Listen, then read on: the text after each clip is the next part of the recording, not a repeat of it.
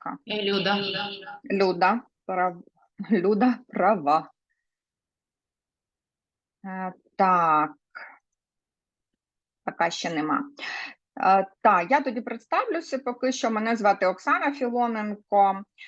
Я голова громадської організації «Центр зайнятості вільних людей», і 10 років ми займаємося професійною реалізацією людей, які так чи інакше зазнали впливу війни. Так, вже є моя презентація. Не чути мене? Чути. Бути. Чути? Так, ви мені кажіть, да? Чи чути, і потім скажете, чи змінюються слайди. Так? Отже, сьогодні ми зустрічаємося в рамках і ці активності можливі в рамках проєкту «Навігація повернення ветеранів. Професійні рішення для компаній». Скажіть, будь ласка, зараз, чи змінився слайд у мене, чи ні, бо в мене іноді зміняється, іноді бувають проблеми. Ні. Ні. Є, зараз, секунду. Зараз змінився. Зараз змінився. Видно вам добре? Бо це не фулскрін. Видно? Так. Так. Отже, кілька слів ще про нас. Чим ми займаємося? Ми з 10 років 9 ми працюємо, я особисто, з поверненням ветеранів до цивільної праці чи включенням їх в економічну діяльність. Ми допомагаємо їм у професійному самовизначенні, і тут може бути або перекваліфікація, навчання, працевлаштування, зміна професії, або відкриття власної справи, чи продовження, чи перезапуск власної справи. І також ми працюємо активно з компаніями. Зараз ми розробляємо програми інтеграції ветеранів в компанію. Частина з вас, я бачу, відвідували нашу базову програму в рамках цієї програми та в рамках цього проєкту. І так ми більш так індивідуально працюємо з десь близько 10 компаніями зараз всередині компанії по навчанню, розробці програми повернення і найму ветеранів в колективі. І також проводимо більш так от на загал, як в цьому проєкті, різні заходи, навчальні, ділимося своїм досвідом і намагаємося, щоб цей досвід передати далі і максимально практичні інструменти дієві передати, щоб ви могли самостійно набудовувати, розвивати всередині свою експертизу. Так, кілька тут слів про проєкт ви можете почитати. Якраз його мета, та, що я озвучила, як ми працюємо з компаніями. Хоча він фокусується на Чернігівській, Харківській, Сумській області і Київській. В принципі, у нас учасників, особливо таких загальних заходів, можуть бути з усієї України. І це переважно ті, хто дотичний до повернення ветеранів, це HR-спеціалісти, це керівники, в залежності від структури компанії, це можуть бути різні люди, з якими ми працюємо, надаємо інструменти реінтеграції. І отже, лабораторія кейсів. Тут ви бачите, ви всі заповнювали анкетку, ви бачили дати наших лабораторій, на які ви можете реєструватися. І тут 2 QR-коди, де ви можете зареєструватися там в подальшому, хто зареєструвався тільки на один. І один, зверніть увагу на анкетку, де ви можете зареєструвати свій кейс, це можна зробити анонімно, для того, щоб ми розібрали його на одній із лабораторій. Або в нас з'явилася нова опція, і ми дуже вас заохочуємо і запрошуємо представити свої кейси в рамках нашої лабораторії. Тобто наступні кілька лабораторій ми хочемо провести саме з представниками компаній. Якщо ви вирішили якісь питання, та у вас є досвід, особливо, наприклад, повернення ветеранів з інвалідністю, наприклад, ви вирішили якось переобладнали робоче місце, чи якось поки що в більшості компаній цей процес так проходить на людських, так скажемо, якостях і емпатії, та якось природньо, і далі компанії вже ми пропонуємо описувати цей шлях. Якщо у вас є цей шлях описаний чи природній, та ми запрошуємо вас поділитися, та як ви вирішили ті чи інші кейси. Будь ласка, реєструйтеся, приходьте і ставайте експертом наших зустрічей. Так, отже, тема сьогоднішньої нашої зустрічі – те, що ми вже помітили у співпраці з компаніями, ніби так очевидно про те, що потрібна психологічна підтримка тим, хто повертається, та, і, власне, всім зараз вона ніби потрібна. Але компанії вкладають ресурс, організовують, а звернень там або зовсім нема, або їх дуже мало. Тобто є такий певний дисонанс, є же можливість, чому люди не йдуть. Та? І ми сьогодні винесли цю тему на обговорення, і сьогодні будемо з нею працювати. І я зараз представлю наших гостей, але перш ніж я це зроблю, попрошу в чатику такого трішки інтерактиву. Ми дуже любимо спілкуватися, не тільки розказувати, щоб нас слухали. Представитись в чатику, щоб відчути цю силу спільноти, силу міжрегіональної, міжсекторальної взаємодії, і написати ім'я місто, сферу діяльності компанії, наприклад, не знаю, металургія, там, харчова промисловість, ГО, навчальний заклад.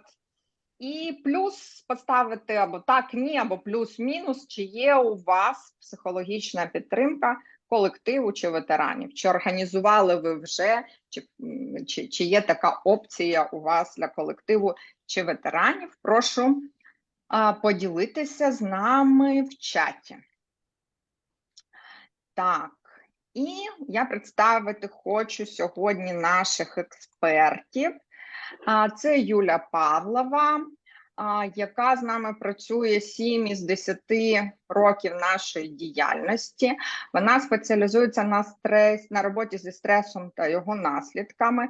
Кожен день безпосередньо консультує ветеранів, мобілізованих, їх сім'ї, і також проводить навчальні програми, розробляє їх, і ми разом працюємо. І також з нами сьогодні Тарас Ковалик. Теж не знаю, мені здається, що Тарас, ми знайомі, мабуть, навіть і всі 10 років, які ми працюємо, бо принаймні точно 9, бо 9 з 10 працюємо з ветеранами. Тарас також психотерапевт, він ветеран і двічі ветеран, я б так сказала, знає, як воно повертатися, і також працює безпосередньо з ветеранами, з їх психологічною підтримкою. Тут я зупинюся і прошу Юля кілька слів про себе, і Тарас кілька слів про себе ще, привітатися і що хочете додати. Дякую. По-перше, я рада бачити теж, я побачила знайомі обличчя з наших попередніх зустрічей, і рада бачити і пана Тараса тут. Ми пересікались в деяких проєктах. Щодо себе, дійсно, я багато років співпрацюю з Центром зайнятості вільних людей. На сьогодні основний мій, напевно, напрямок роботи – це робота з військовими ветеранами і їх родинами. Тут у мене є чіт-код. Я дружина військового, і це мені дозволяє трошки легше заходити в спільноту, але в мене вже є великі напрацювання. І на сьогоднішню тему, коли я готувала матеріал, мені було дуже приємно, що її підняли, тому що багато компаній вони хочуть так, допомагати, але не знають як. І оскільки я працюю з військовими ветеранами, але і працюю з бізнесом, тобто по обидва боки барикад бігаю, то я готувала матеріал з обох боків, як це можна вам подати, так, як це сприймають ветерани, як це сприймають їх родини. І не знаю, що ще про себе додати, тому, напевно, передам слово пану Тарасу, послухаю його. Так, доброго дня. Мене вже представили. Я безпосередньо служив 14-15 рік, воював 22 рік. Я вже служив в тилу, оскільки я є інвалідом війни, крім всього, і відповідно вже є обмежено придатним на той час, на 22 рік. Я є також чоловіком дружини військової, у мене дружина військова, кадрова. Я з різних боків можу заходити до цього питання. Вона служить вже 10 років, я набігами по мобілізації, так скажемо. От, і відповідно теж маю там різні ролі. Власне, спеціалізуюсь по роботі з ветеранами, груповій роботі. І також був учасником програм Центру зайнятості вільних людей по різних, як клієнт, в тому числі колись. І зараз вже там трошки ділюсь цим досвідом також. Представився. Так, дякую, Тарас. І як клієнт, і як ментор, і як тренер з усіх, як у житті в багатьох ролях, так і співпраця з нами в багатьох ролях. Так. Тепер я хочу почати з того, що... Так, а ну скажіть, який ви зараз слайд бачите? Статистику бачите? Статистику. Так. Бачите. Так. Зараз. Окей. Чи можна трохи збільшити екран? Зараз подивлюся. Якби от все, що можу. О, так краще, дякую. Угу. Так, і зараз посуну своє вікно. Це статистика Українського ветеранського фонду, і ми не будемо її обговорювати всю, лише дотичну до нашої теми. Це перше, якої допомоги ви потребуєте зараз або в майбутньому, і я хочу звернути вашу увагу на дві цифри. На сьогоднішню психологічна підтримка в правому стовпці, друга цифра – 22%. Респондентів зазначило, що потребують психологічної підтримки. І можемо дотично відразу обговорювати, так, лише 24 зазначили, що потребуватимуть працевлаштування. Тут накладаю наступну цифру, якими з отриманих послуг ви найбільше задоволені. І ми теж звертаємо на психологічну реабілітацію, яка у нас плететься в хвості 2,58. Так? От, ніби так є потреба 22, і на 2% там задоволені цією послугою, яка існує. Я думаю, що, можливо, це більше стосується державної надання допомоги, але от є у нас така цифра. Я покажу декілька слайдів, потім скажу свою ідею. Так.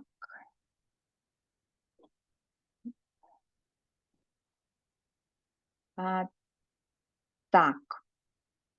Які з послуг з відновлення ви б хотіли отримати у 2024 році?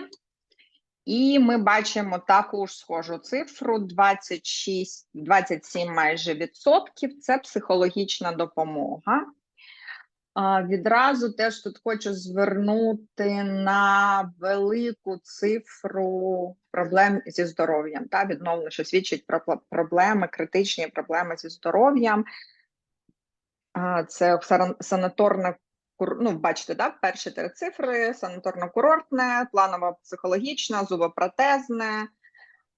Тобто все, що стосується здоров'я. Фізичне здоров'я зазнає неймовірного впливу негативного. а психологічна допомога залишається всі ті ж плюс-мінус 30%. Ідемо далі. Йдемо далі.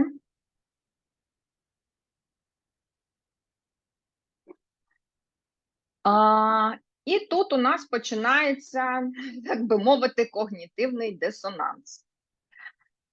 На вашу думку, з якими перешкодами у сфері зайнятості можуть зіштовхнутися ветерани у цивільному житті? І психологічний стан, про психологічний стан говорить 71% ветеранів. І наступний слайд. На вашу думку, з якими труднощами доведеться зіштовхнутися загалом після повернення? Проблеми з фізичним здоров'ям 63% на другому місці.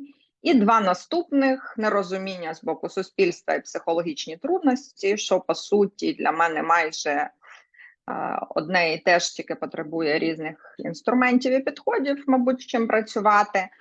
Але це, бачите, доволі високі цифри. Вже не 20 і не 30. Так, тут я зупиняюся і прошу наших експертів прокоментувати, про що для вас ці цифри, та які би ви висновки з них робите, а може вони у вас вже були, та що взагалі з психологічною допомогою ветеранів, що ілюструє ця статистика, що підтверджує саме ваш досвід, з яким ви працюєте. Давайте почнемо з Тараса. Добре, почну з того, що я колись був учасником, власне, тренінгів, які вицепили мене і для того, щоб я пройшов свою психологічну реабілітацію, і це була унікальна досить програма ще в 2015 році, але узагальнено, то моя інтерпретація тої інформації, яку я щойно побачив, і моє припущення, що частина психологічних викликів, які стоять, там в іншому слайді було відображення нерозуміння з боку суспільства. Тобто, я думаю, що дещо є плутанина в тому, щоб казати, в мене є психологічна проблема, там, і тим, що мене якось не так сприймають інші. Так? Тобто, я такий, як треба, мене інші сприймають не так, як треба.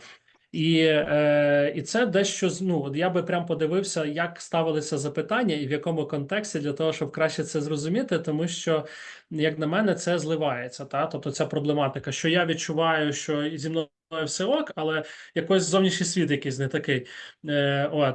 І от по це я би там подосліджував і поговорив безпосередньо. Тому що, як показує безпосередньо там інша статистика, 20%, тобто кожен п'ятий приблизно 22%, каже, що він би бачить проблему в тому і потребу, що звертати за психологічною підтримкою. Але тут другий компонент, що як саме надається ця психологічна підтримка, в яких умовах, то це все надзвичайно складна історія. Тому що, до прикладу, в моїй компанії, де я зараз працюю, всім працівникам створена програма, що вони зверталися за психологічною підтримкою, як умова. І це дуже круто, тому що мене не виділяють в окрему категорію, що я якийсь не такий. А умовно всім треба, і кожен всі може користуватися цим бонусом. І я відчуваю себе таким, як треба, тому що окей, тобто мене не виділяють в окрему категорію, не стигматизують, і слава Богу. Це вже там може трошки до кейсу, але узагальнено, я думаю, що треба дуже дивитися, як саме запитували і в якому контексті, тому що я переконаний, що люди плутають трошки поняття оцього потреби розібратися в собі, як воно все працює, і потреба зрозуміти от умовно там, не знаю, цивільну частину суспільства, чи оцього переходу, чи чому мене сприймають так, або чому я це так сприймаю. Тобто це не обов'язково лежить в галузі психологічних проблем. Я би це сказав, що це лежить в галузі просвіти, психоедукації, по суті, інформування. Тобто пояснення, що відбувається зі мною, чому це такі стане, і що відбувається з суспільством, чому мене так сприймають, які стигми є. От така історія. Прокоментував. Дякую. Прошу, Юля. Я посміхалась, поки слухала, тому що в мене там в розборі кейса є якраз не виділяйте ветеранів окремо, надайте послугу всім. І ці цифри я бачила, вони для мене про досвід, який мають, в принципі, наші громадяни з психологами, і ми тільки вчимося просити про психологічну допомогу, звертатися, шукати фахівців, які нам підходять, як суспільство взагалі. І ветерани, і військові, як прошарок суспільства, вони теж цьому вчаться. І у нас були величезні проблеми з психологічною підтримкою в часи АТО ООС, так, там в 14-му, 15-му, 16-му роках, і дотягується ця проблематика до сьогодні. Дуже багато такого ставлення, в принципі, до психологічної підтримки, як до чогось, без чого можна обійтися, або це показує мою слабкість, або ну, там, ні, я не піду за допомогою. Тому це стигма, певна відсутність психоедукації, я погоджуюсь абсолютно, і відсутність нормального донесення, що саме буде робити психолог, як він це буде робити, чому ця підтримка потрібна і чому це як сходити до стоматолога, чому похід до психіатра, до психолога, до психотерапевта – це як похід до стоматолога. В нас такого в принципі мало в суспільстві, і військові вони відображають ту саму культуру. Плюс є ще певний негативний досвід, який я бачила протягом роботи. Угу. Дякую. Я тут хочу підкреслити кілька таких перших важливих поінтів, які прозвучали, і які я також, з якими погоджуюсь, стикалася і обговорювала з організаціями, які надають психологічні послуги. Це організувати підтримку не лише для ветеранів, а для всіх. Так? І для мене ця тема, вона лежала в полі того, що дати можливість, рівні можливості, бо ми всі перебуваємо у війні, що важливо дати рівні можливості для всіх. І другий, тобто це такі аж дві мотивації, та організувати цю підтримку на всіх. І другий поінт, що це другий критерій, що це дає відчуття ветерану, що його не стигматизують, не виділяють, тобто, що в нього немає відчуття, тобто, коли ми створюємо послугу для ветерана з'являється відчуття, що всі кругом здорові, а мене треба лікувати, ви думаєте. Тобто це накладається на стигматизацію послуги як такої, та відсутність культури психологічної гігієни. Тобто можемо фіксувати себе такий перший важливий крок. В той же час я розумію, чому компанії так роблять.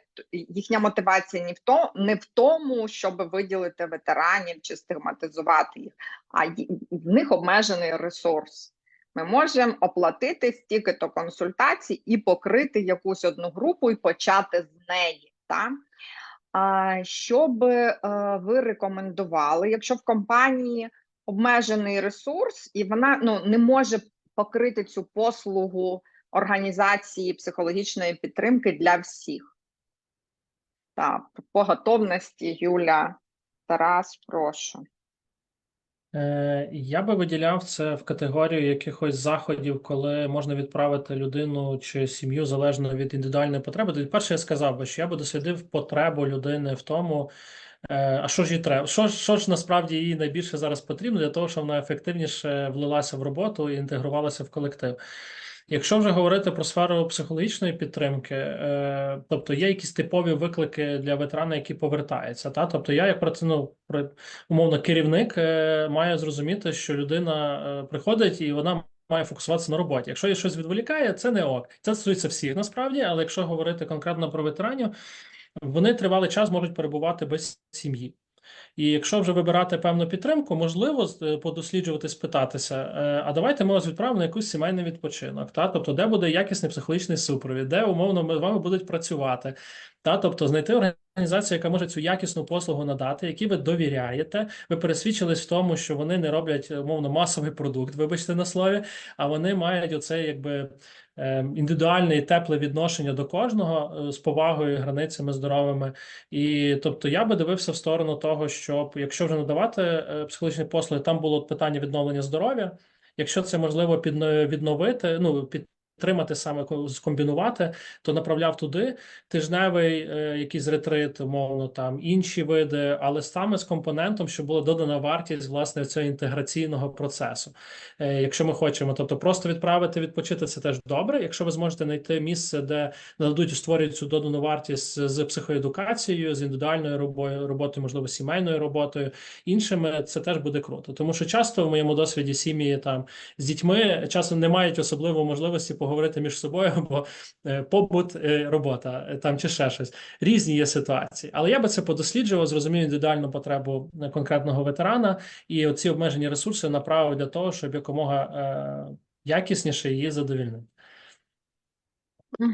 Дякую. Так, я тут дуже погоджуюсь і чудова ця ідея, тобто організовувати не як сервіс сам по собі, ми всі ніби знаємо, що всім потрібно і давайте зробимо, а організовувати це під потреби саме ваших працівників і запаковувати це, особливо на початку, коли ви стартуєте, або в пакет іншого сервісу, тобто, або, ну, якби, та, що працює, це набудування оце довіри, та, по якій потім просто звернуться на консультацію. Воно потребує часу і відбувається, так би мовити, може відбуватися через інші сервіси, або в пакеті інших сервісів.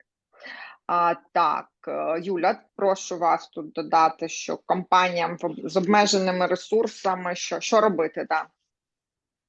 Я би ще залучала до співпраці громадські організації. В нас є кілька громадських організацій вже, які користуються довірою і серед ветеранів, і військових в тому числі, у яких є їх проекти, їх гранти, вони можуть самі сплачувати свої послуги, але вони шукають аудиторію, яка буде до них ходити. І компанії можуть співпрацювати з ГО, компанія надає цю цільову аудиторію, ГО надає послуги, і вони можуть так довго і стабільно співпрацювати. Тому якщо це обмежені ресурси, можна знайти партнерів, або хтось готовий це оплачувати, наприклад, і можна знайти такі партнерські стосунки, в тому числі, я знаю, що деякі так і роблять. Дякую. Тобто залучення зовнішніх ресурсів. Теж знаю дуже хороші кейси компаніям, які це вдалося. Тобто є вже доволі якісні зовнішні провайдери, які можуть надавати певний об'єм цих консультацій безкоштовно та і залучати ці ресурси. Так.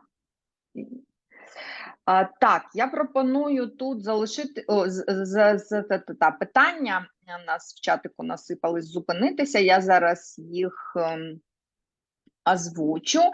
Посилання на опитування зараз колеги скинуть, це було опитування ветеранів там і мобілізованих і так далі, саме посилання Українського ветеранського фонду, саме посилання на дослідження ми зараз скинемо вам в чатик. Далі.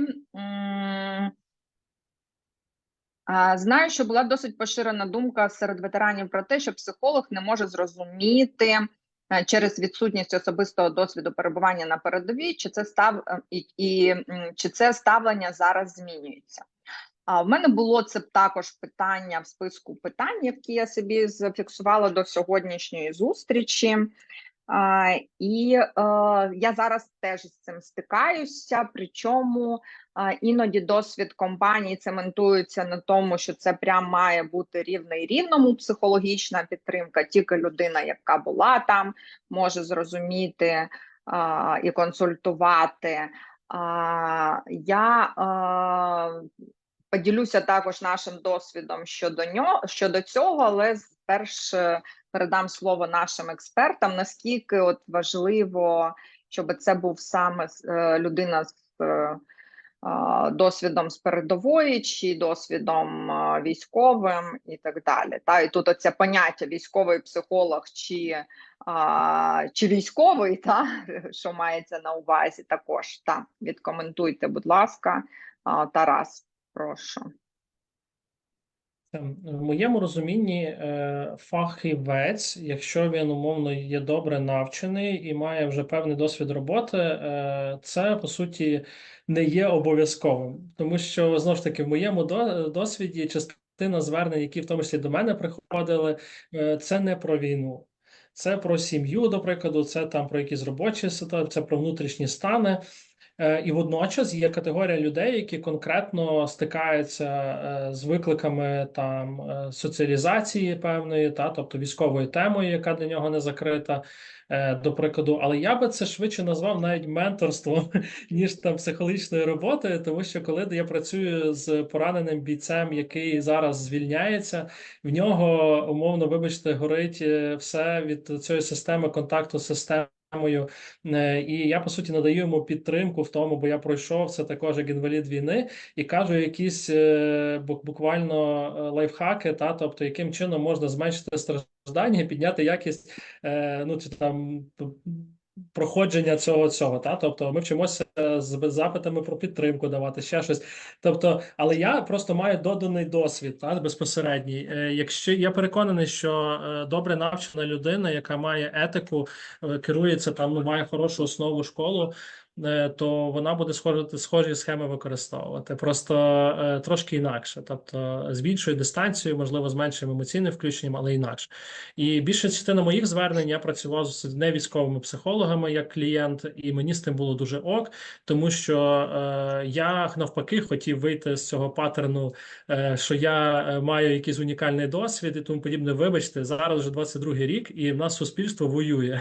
Там унікального досвіду у нас, тобто, і крім того, кожен ветеран, і навіть там психолог-ветеран, може мати інший військовий досвід. І ми можемо не зійтися на цьому досвіді, тому що в мене там є бекграунд штурмовика, я ходив з автоматом, штурмував окопи, а в когось є там бекграунд штабної роботи. Це ж різний досвід військовий. Чи ми можемо тут законектитися? Непевний, тому що ми взагалі солдат упереджене відношення до штабів, і тут може бути там цікавий ще клінч насправді. Тому дуже індивідуально, знову ж таки, але я вважаю, що це упередження. Навпаки, ветеранів треба виводити з того, що мені потрібен якийсь особливий психолог, чи там особлива якась така послуга. Бо, і знову ж таки, у вас в організації, з тим, кого я консультувався, мені надавали послуги люди, які не мають військового досвіду, і і я не потребував цього, насправді, що в нас це було. Тому для частини не так, але я би це назвав більше менторством. От, в цьому напрямку. Дякую, Тарас. І Юля, але я тут іще додам трохи до цього питання, тому що я підозрюю, що Юля думає десь так само. Ви прокоментуєте теж, але я додам питання щодо підходів також і форматів.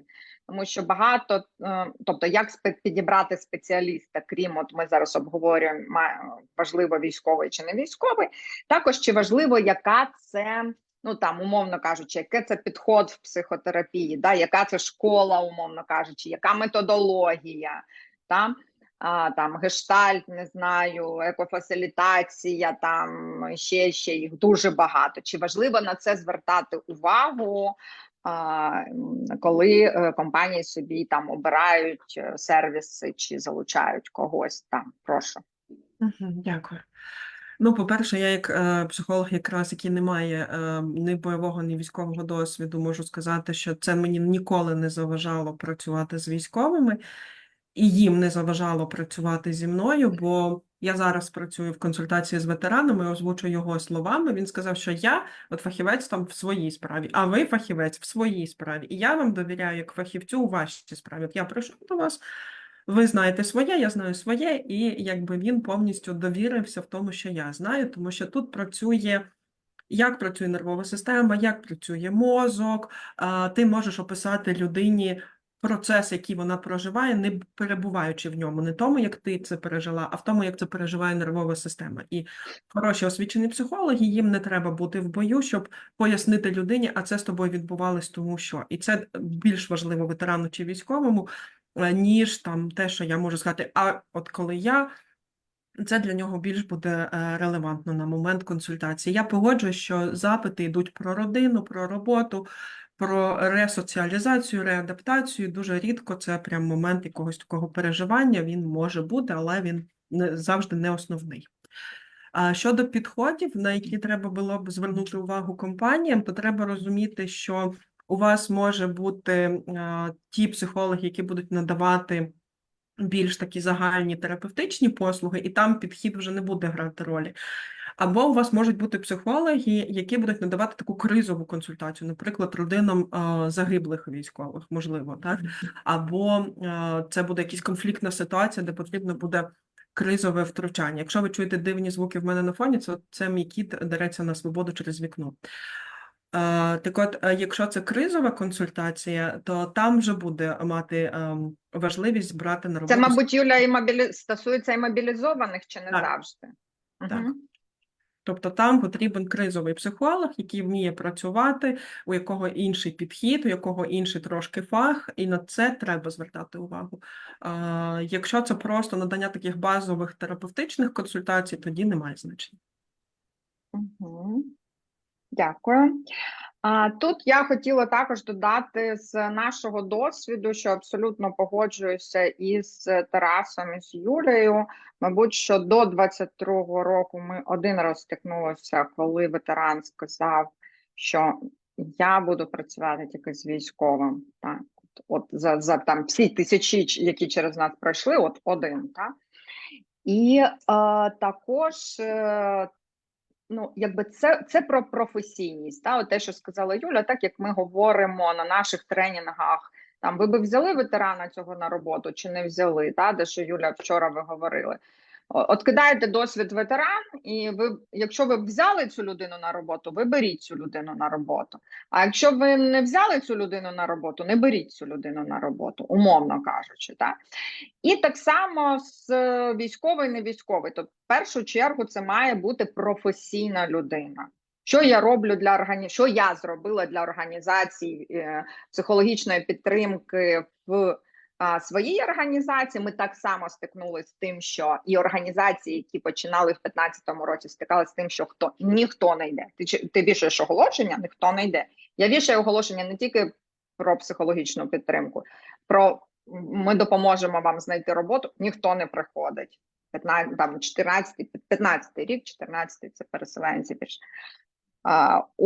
І це про те, що про створення довіри, та про те, що вони йдуть потрібно вибудувати комунікацію. І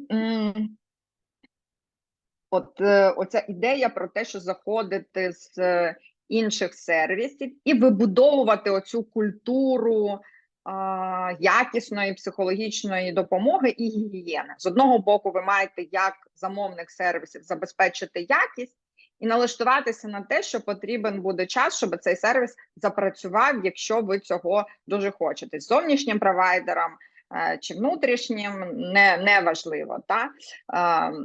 Щодо цього, зовнішній чи внутрішній, це теж таке дискусійне питання. Є момент, коли ветерани не хочуть приносити це на роботу, та, згідно опитувань, які ми всередині компаній проводимо. Але це не значить, що якщо ви залучите зовнішнього провайдера, вони відразу також туди підуть. І тут моє наступне питання до наших експертів, то, Юля, можемо з вас почати. Як звертаються, да, чому не звертаються от за такими оголошеннями, і як звертаються, і Тарас, так, як вибудувати цю комунікацію, так, місток. Окей, якщо можна, я на хвилинку виведу слайд, такий я розробила, чому звертаються, чому не звертаються, думаю, це буде допоміжним матеріалом опиратися. Звертаються завжди 100%, якщо порекомендував побратим. Сказав, там психолог, піди, 100% звернення до мене, а мій побратим у вас був, а колись там комусь ви допомогли в такому-то році. Або за рекомендацією рідних. Прийшла дружина, привела потім чоловіка, брата, батька, або там прийшов чоловік, привів дружину, сестру, маму. Тобто ця рекомендація особиста, вона дуже має вагомий вплив.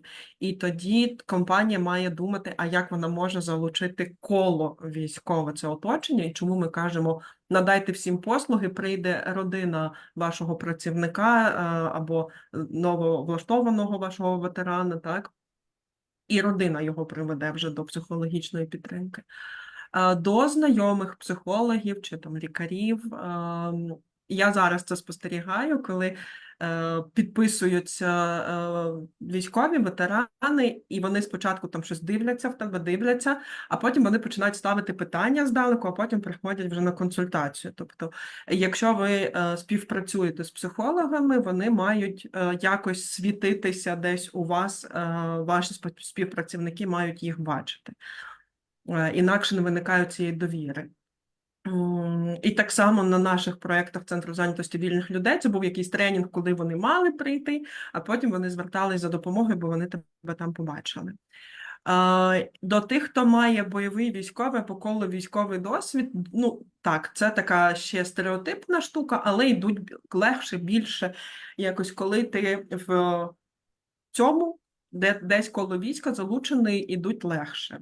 Так, тут я хочу на секунду буквально підкреслити, щоб от така жирна крапка в попередньому питанні. Так. Тобто відповідь на попереднє питання, тобто це не означає, що вам не треба військовий психолог. Він може спрацювати контактом залучення, на який прийдуть спочатку, наприклад. Так. Угу. Дякую. Чому Далі. не звертаються? Є елемент у багатьох недовіри до корпоративних психологів, і не тільки у ветеранів, а в принципі люди кажуть, що а раптом ця людина там щось каже, передасть, тобто є момент такий. Не у всіх, але він є. Або компанія наймає психолога, і люди приходять, то вони трошки остерігаються, а раптом це такий шпигун, який щось там про тебе скаже. Це можна враховувати, якимось чином розрізняти, чому там психолог, навіть кримінально, він не може нічого нікому розповідати, що людина захищена.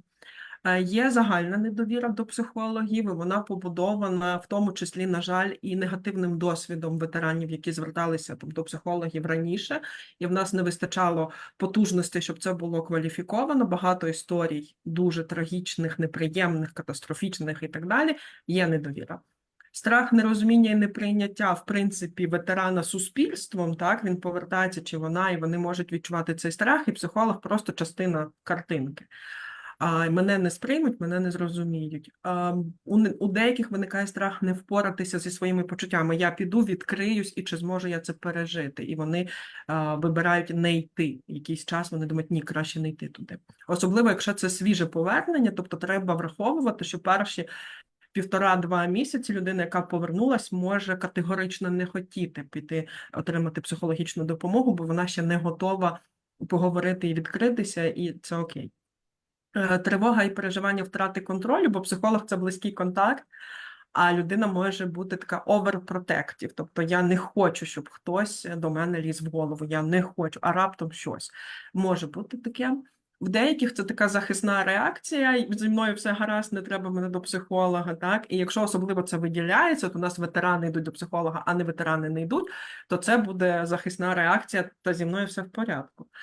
І момент зневіри може бути, що мені ніхто не допоможе, людина може переживати важкий стан, і вона не звертається за допомогою, тому що вона, в принципі, не вірить, що їй допоможуть. Я з таким теж стикалась, коли людина каже, що сумніваюся. Дякую, Юля. Тарас, що можеш додати? Дивіться, я зазвичай заходжу трошки з іншої сторони. Я би сказав, що а чи ви б сходили до незнайомого вам лікаря чи стоматолога, чи там, умовно, до хірурга, попередньо не попитавшись, не попрацювавши з тим, а наскільки він класний спеціаліст і тому подібне. Я би, скоріш за все, наводив справки і розумів, там, старався зрозуміти, що це за спеціаліст, і тому я би аналогічно не узагальнював, що це, типу, саме потреба, ну, давайте скажемо, вона більш актуалізована ветерана, мабуть, за специфікою досвіду, і от цим, можливо, досвідом вже негативним прийняття тим, чим я ділюсь. Тому що в моєму досвіді основна частина негативних випадків з психологом була це тоді, коли я чимось ділився, психолог не стягував, вибачте на слові, і умовно починав сипатись. І це зовсім не ок, тому що я відчував, що ну там або я розповідаю там про якісь бойові ситуації, якщо таке траплялося, що мене турбує, що в мене там флешбек трапився, втрату, і людина аналогічно вже мені треба надавати підтримку. І це не окей. Тобто тут питання те, що ми казали до фаховості, але загалом я думаю, що ми живемо якраз в такому суспільстві, де освіта не є ознакою фаховості, і тому ми завжди стараємося, не завжди, часто залучаємо сарафанне радіо, для того, щоб навести справки про того чи іншого спеціаліста. І для ветерана це також дуже важливо, як і, в принципі, я переконаний, що тут значної частини людей, які би зверталися до спеціаліста. От, десь так, я коротше, якщо можна. Так, дякую. Я підсумую. Тобто, вибудовування довіри – це наш один крок. Я не буду казати перший, другий, там вони можуть бути паралельно. Анонімність та гарантування анонімності. Якість, тобто гарантування якісних сервісів, як ви це, які ви залучаєте. Запуск сарафанного радіо, тобто вам треба перші кроки зробити, щоб до вас прийшли перші будь-хто клієнти, які зможуть сказати, що цей сервіс якісний. Це можуть бути дружини, це ви самі можете бути, перевірити це на собі, це вже буде більше підкріплено. І тут іще така штука, яка може, ми всі розуміємо, що нема культури психологічної гігієни, але коли нам треба вкладати значний свій ресурс в її формування, і ти думаєш, ми з свого боку, як думаємо, ми громадська організація. Ми робимо важку соціальну роботу, яку мало хто хоче робити протягом такого довгого часу. І я маю розказувати умовно кажучи, донорам, компаніям, чому це важливо. І це для мене важче, ніж надати цю соціальну роботу. Я маю також створити попит, і це ще важче. Тобто я маю пояснити чи залучити ветеранів на консультації, пояснити, як це працює, надаючи дуже якісні і глибокі сервіси, руками створюючи цю довіру. І тут, можливо, і також в роботодавця виникне такий дисонанс, що в компанії я ж плачу за цей сервіс, умовно кажучи, я ще маю розказувати, чого він важливий. Не хочуть, хай не йдуть. Тому, але працює воно так: довіра, анонімність, якість, сарафанне радіо чи рекомендації. Також ви можете залучати організації, в яких уже на сторінці буде 1 мільйон рекомендацій від ветерана, і ветеран, коли піде на цю сторінку, він там знайде когось знайомих і в них запитає. І в цьому сенсі зовнішній провайдер, який саме працює з ветеранами, він може полегшити задачу. А що я роблю сама, як я робила, яка в мене була схема? Це було в 2015 році, це все було методом проб і ошибок, знаєте, інтуїтивний такий шлях.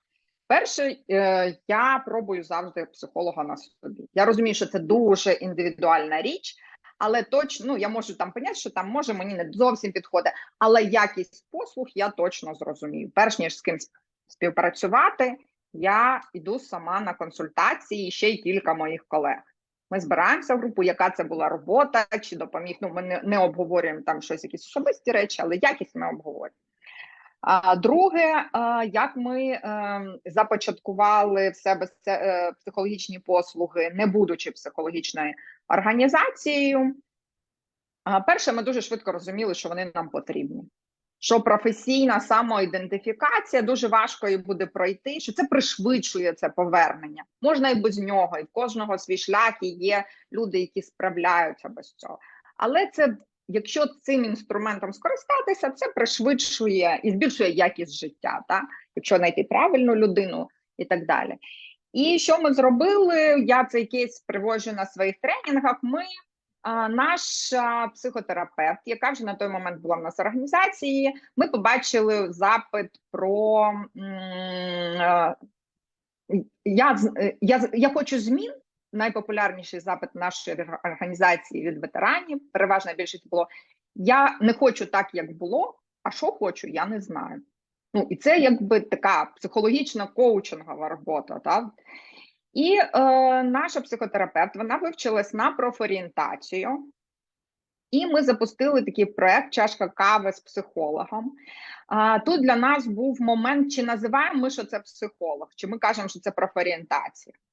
І хоча б ми майже не обманули, якби написали профорієнтація, чисто інтуїтивно розуміючи це почуття, загострене відчуття справедливості вже на той момент, Ми вирішили не писати, що це профорієнтація. Ми сказали, чашка кави з психологом, прийди, поговори в неформальній обстановці. Що ти хочеш зараз, так? Про своє професійне самовизначення. І от 90% людей, які прийшли на цю чашку кави психологам, уже через тиждень були на терапії в цієї людини. І це такий інструмент, це про те, що там і ретріти, і все. Або ми проводили там тренінги, на яких ми питали, друзі, а хто був взагалі психологом? В кожній там, у нас було 2 роки, там більше 1000 людей, групи по 25 людей. Ми в кожній групі питали, хто звертався до психолога, і піднімало 2-3 людини на групу. І коли ми проводили перший модуль психологічної саморегуляції, і в нас були варіанти, коли це був і військовий психолог, і не сам військовий, і не військовий, там от Юля проводила. Ну, людей 5 потім у перерві кожен раз приходили, а більше згодом, і все, а можна записатися до вас. Тобто оце встановлення довіри, це так працює. Було питання щодо ідеї от ретрітів, які організації організовують. У нас є програма «Військовий імунітет в цивільній кар'єрі», там збалансований різні блоки, ми їх можемо змінювати під запит компаній і включати там більше відпочинку, тому що вона досить так інтенсивно навчальна, ми там говоримо про основи психологічної саморегуляції, самодопомоги, і вона може стати оцим кроком, що люди потім звернуться кому треба до психолога. Вона включає роботу з навичками військовими, як їх трансформувати в цивільну кар'єру, в свою поточну професію чи професійний розвиток. І вона може включати там елементи фізичної адаптації чи діагностування, реабілітації. І різні штуки ми проводимо під запит компанії, прошу, звертайтеся. Так, і тут я хотіла запитати, що там у нас, дуже небагато часу, дуже важливий, особливо для великих компаній, аспект.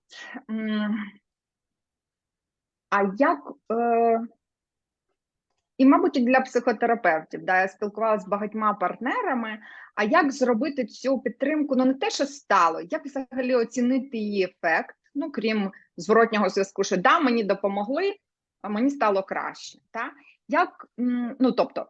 Як не зняти перші симптоми і що людині постійно треба буде звертатися? Як це працює? Поділіться зі мною. Це, не знаю, 5 сеансів, пропрацювання травми. Я знаю, теж є певні програми. Наприклад, ми співпрацюємо з розробкою програми для великої однієї компанії, понад 100 тисяч працівників, з програмою СЕТА Києво-Могилянської академії, де є певні, там її структура, треба пройти на 10 консультацій по певній методології.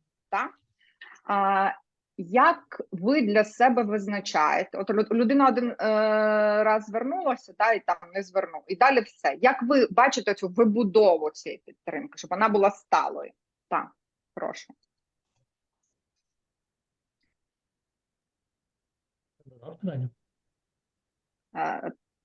Так. Хто готовий, зразу відповідайте. Тарас, добре, давай.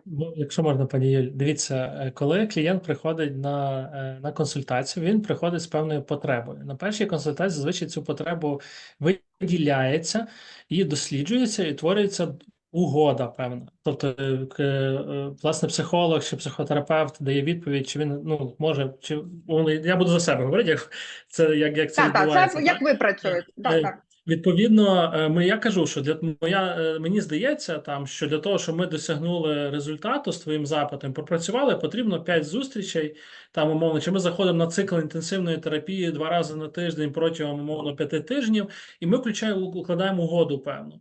Тобто, але це, умовно, завжди домовленість спеціаліста і клієнта про ту формат роботи, який, умовно, і клієнту окей, і психолог чи психотерапевт може досягнути результату на запит. запит, тому що ви ж приходите з певною проблемою.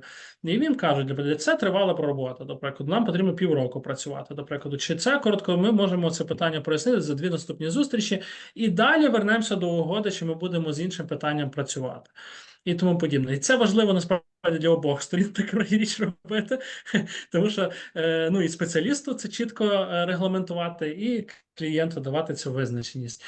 Тому це індивідуально, в залежності від запиту, і далі вже клієнт може вертатися до компанії і казати, дивіться, з цією проблемою я поговорив з спеціалістом, він мені підійшов, він мені зайшов, ми домовилися, ми будемо працювати 10 зустрічей. І якщо компанія має певні ліміти, то ви вже домовляєтеся, яка саме підтримка буде, але тут може бути зворотній зв'язок, і чи певна частина, яку має прийти і безпосередньо працівник чи клієнт вернути до компанії працедавця. Дякую. Дякую. Юля? Дуже подібна і в мене схема роботи, вона тільки відрізняється в моментах, коли це надання кризової консультації, там вона зазвичай одна. Стабілізувати людину, надати їй практики, з якими вона може працювати. Це коли щось гостре, кризове сталося саме зараз. І це може бути одна консультація, і цього може вистачити. І якщо ми говоримо не про кризове втручання, то там дуже подібна схема до того, якою розказав пан Тарас. Теж я одразу пояснюю, що це зазвичай до 3 місяців роботи щотижневої, це 8-10 зустрічей, десь приблизно, ну так от. Для того, щоб відбулися зміни, які людина побачить і зможе далі підтримувати сама. Тобто наймінімальніше це буде 3-4 тижні, наймаксимальніше це там буде 8-10 тижнів. Готові. Ми можемо також зупинятись і перевіряти. Там кожні 3 тижні зупинятись і перевіряти, чи людині достатньо, чи ні. І це обговорюється також так само з людиною на початку. Вона приймає рішення, і далі вона або обговорює з компанією, або в них там немає лімітів, або компанія каже, що ми покриваємо там 6, а далі ти вже сам як хочеш. І тоді вже людина приймає рішення, або я підшукую проєкт, куди я можу її привести на безкоштовні консультації. Дякую. Те, що я хотіла тут підкреслити для компаній, впроваджуючи в себе такі сервіси, і будь-які сервіси, як і послуги в бізнесі, відразу продумуйте собі моніторинг і оцінку цих послуг, щоб ви розуміли, за що ви платите, як це впливає і чи якісні ваші послуги. Так. І ця система оцінки може бути в провайдера, якого ви наймаєте, ви узгоджуєте ці критерії успішності, тому що це може, судячи з нашої роботи, це може не завжди бути, знаєте, людина пройшла 10, не завжди, а не буває, що людина пройде в стані війни 10 консультацій, і вона відчула себе щасливою на 100%. Да? Умовно кажучи, для нас показник, один із показників нашої організації, що там людина, яка до нас приходить, вона залучена в процеси навчання, пошуку роботи, вона не п'є, не береться за зброю, не скоїла самогубство, і це вже результат тих умовах, в яких ми зараз з вами знаходимося. Тобто певний період там стабілізації цієї людини, і людина залишається в соціумі, вона залишається у вас в компанії і оцінює свій рівень адаптації, там, не знаю, настільки-то, і це вже результат. Тобто продумайте і комунікуйте в тому числі з керівництвом, просуваючи такі програми, що таке буде який буде результат. Да? Умовно кажучи, своїми клієнтами цього результату ми досягали там на 80-90%. Да? А відсоток працевлаштування, враховуючи те, що майже всі у нас там частково були, десь 70 було безробітні, 30 під час роботи хотіли змінити щось. Так от, загальний відсоток працевлаштування, як ми говоримо, у вразливих груп, він максимальний, це світові також цифри, він до 30%. Тобто не очікуйте, що це процес. Не очікуйте, що це буде якийсь так як зараз я бачу очікування від найму ветеранів, що це буде якийсь прям, не знаю, стане черга, яка буде найматися, або після 2 консультацій щось таке трапиться, що ви відчуєте якийсь вау-ефект. Це така кропітка щоденна робота з адаптацією людей з таким досвідом. Так, і також з досвіду з великими компаніями ми ще, можливо, також, це буде останнє питання в цьому блоці, також я зараз скажу, що ми такий підхід, і можливо, якщо буде в Юля, Тарас там коментарі чи щось додати, чи ви стикалися з цим, ми ще робимо таку штуку, як розділення, да? Організація на підприємстві неспеціалізованої психологічної підтримки і зовнішній провайдер для спеціалізованої психологічної підтримки. Умовно кажучи, ми вчимо персонал, колег, самих ветеранів, та от ідентифікувати ці стани за допомогою там самоскрінінгу, анкет, тобто залучаємо, ось є така там анкетка, ти можеш сам її заповнити, і тобі там ти побачиш, чи тобі треба, чи ні. Та? Якийсь такий лайтовий перший крок, де людина, наприклад, може сама подивитися, оцінити, і потім вирішити, чи йти їй далі. І, тобто, ми пілотуємо це на кількох великих підприємствах зараз, згодом готова буду поділитися. І також це дає можливість от саме не нести це в, так, як, не то, що в колектив, от є таке сприйняття, що навіть коли хороший там колектив, хороша робота, я не хочу сюди приносити проблеми в оцей простір. Та, умовно кажучи, ось мій кабінет, а сусідній кабінет психологічний. І воно вже буде така прив'язка та, про мої там пропрацювання, можливо. Та. Як з вашого досвіду, чи стикалися ви з таким розділенням на підприємствах, чи це працює, може є в наших присутніх гостей, хтось робив так і може поділитися. І от все-таки всередині, які є плюси і мінуси того, щоб всередині підприємства організувати. Так. Тоді я, напевно, Юля, так, давайте. Ага. Є такий досвід, і є навіть запит від підприємств, від компаній, коли вони просять не просто там, окей, консультаціями, а коли вони просять якусь допоміжну літературу чи посібник, і робиться зазвичай мною. Принаймні, робиться такий посібничок, який дуже коротко описує практичні інструменти. Тілесні, дихальні, це, що людина може взяти і зробити.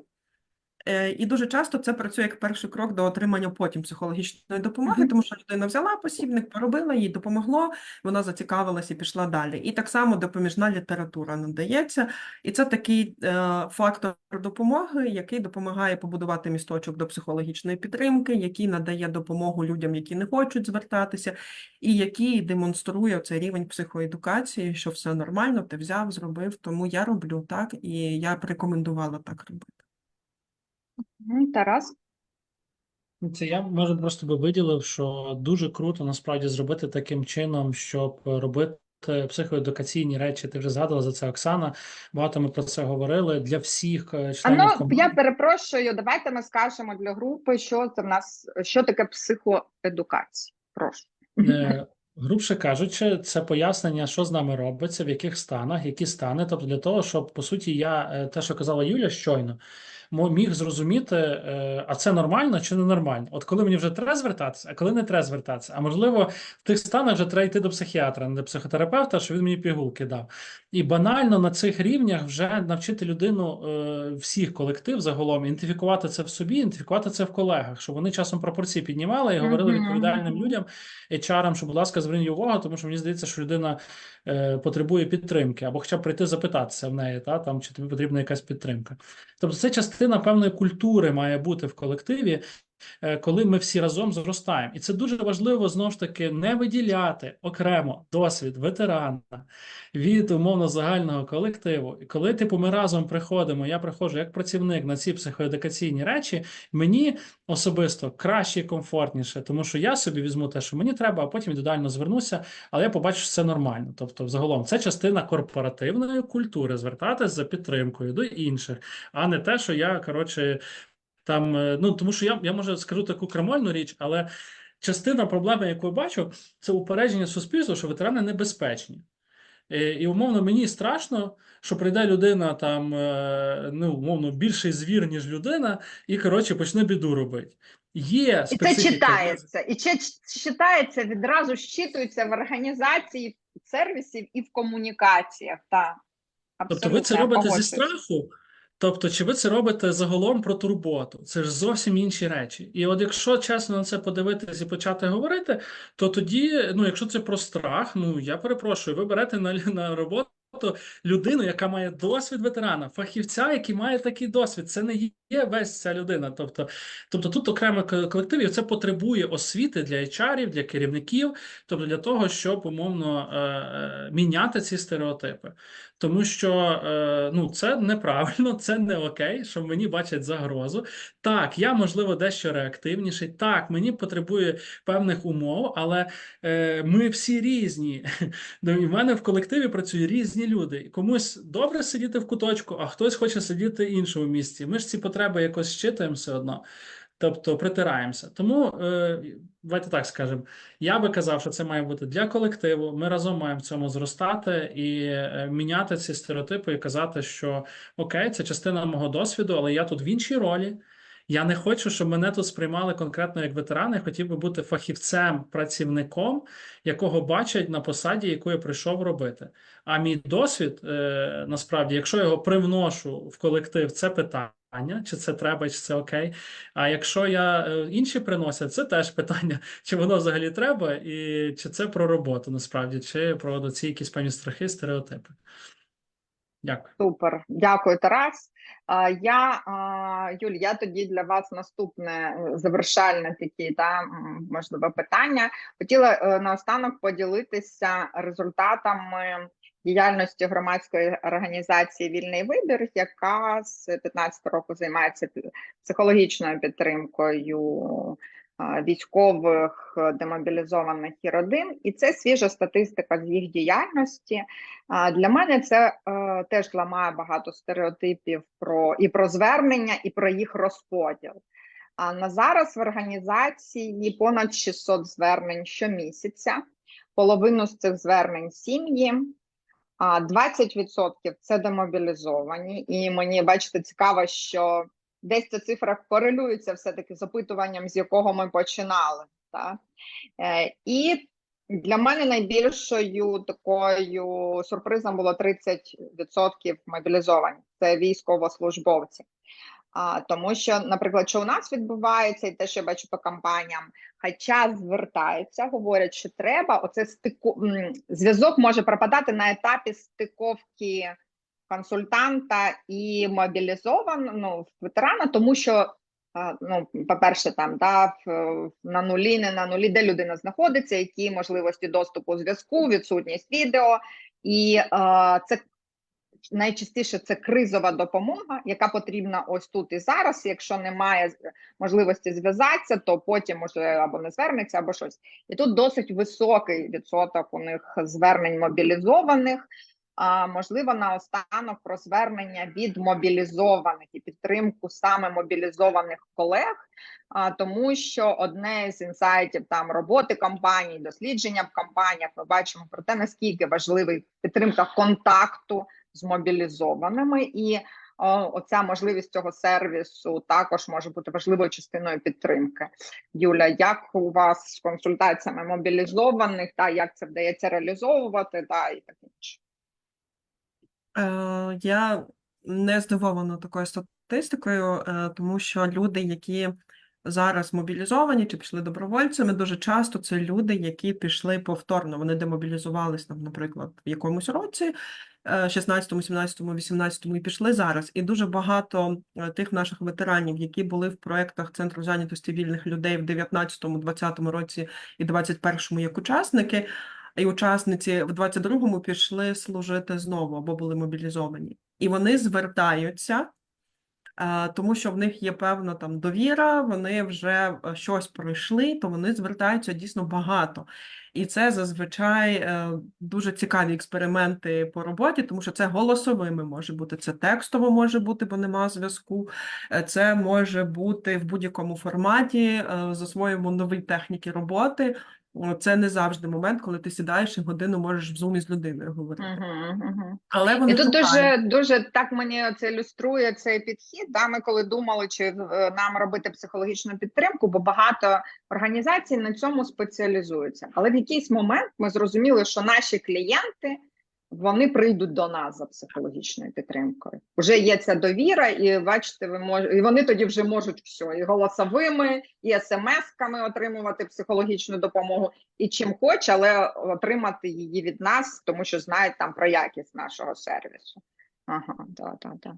І я би хотіла взяти буквально 1 хвилинку. В нас в Фейсбуці є коментар, мені передала Людмила в особистих, про те, що як це психолог нікому нічого не розкаже, це на довірі, це нічим не регулюється, як можна забезпечити механізм конфіденційності, його немає. І я хочу сказати, що є, по-перше, це регулюється Карним кодексом України, просто люди не знають цю свою можливість, і це своє право, що психолог несе кримінальну відповідальність за розголошення конфіденційної інформації. І я кажу це всім своїм клієнтам, що якщо я розголосила інформацію, ви можете мене засудити, і я понесу покарання. Це регулюється асоціаціями та професійними якимись спілками, в яких психолог може бути. І ви можете звернутися туди, або ви можете покладатись на них. Цей механізм регулюється. Є не дуже мої доброчесні колеги, наші, з Тарасом не дуже доброчесні колеги, але їх не так багато, перше. А друге, це регулюємий механізм, просто люди про це не знають, але це карна відповідальність. Я можу додам просто тут, якщо можна, дивіться, Так. ознакою хорошої консультації є те, що коли ви приходите на консультацію, вам розповідають про ваші права і обов'язки, так, певні. Тобто мої, я маю про це сказати, що я член Української спілки психотерапевтів. Є школа або динаміка, яку я закінчила тілесно-методом психотерапії. Ви можете туди поскаржитись, якщо ви будете незадоволені моїми послугами. Я буквально це проговорюю.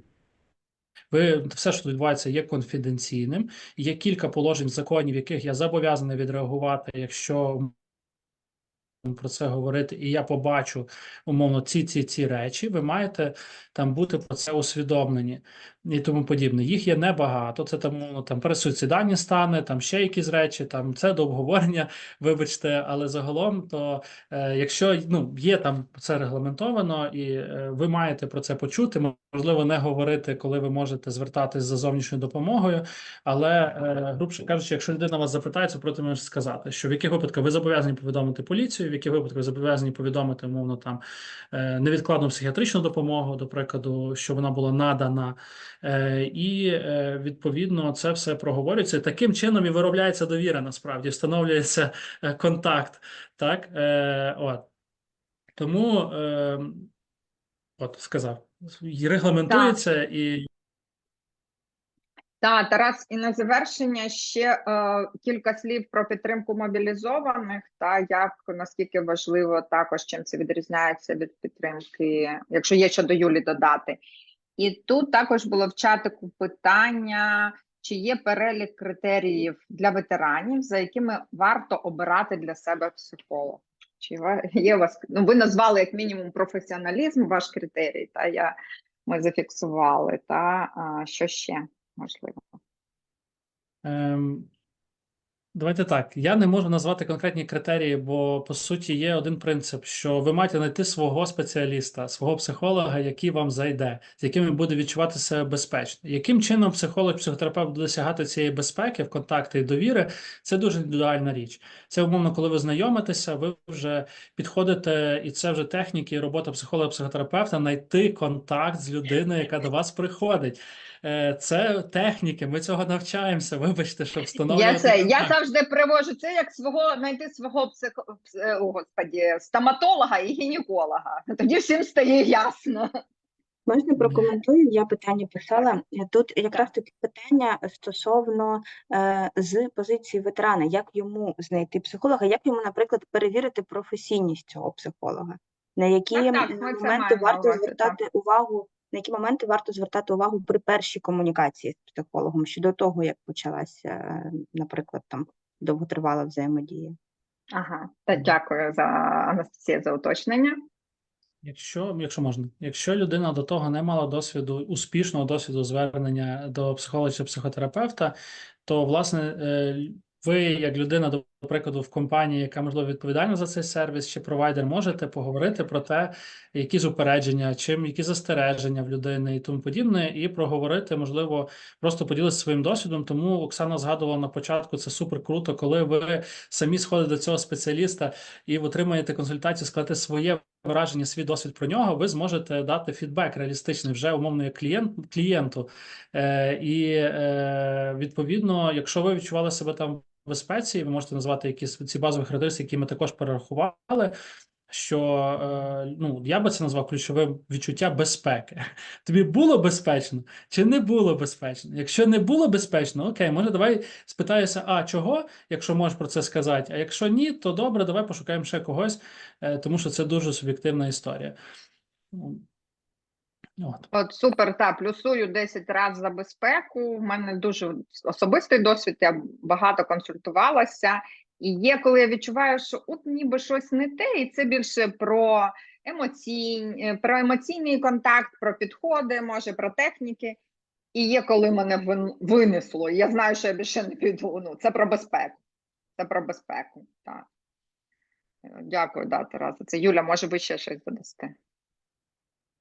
Я рекомендую звертати увагу на 3 фактори, якщо зовсім вже ніхто не ходив, ніхто не знає, вони такі не дуже допоміжні, прям не універсальні, але на них треба звернути увагу. Це освіта, яку має спеціаліст, і це може бути базова освіта, але один диплом універ нічого не дає, тому які додаткові практичні інструменти вивчав терапевтка. Друге, якщо на питання, чи ходить людина на власну терапію, на супервізію, вона каже, ні, я ж психолог, то треба бігти звідти, тому що це вже ознака не дуже хороша.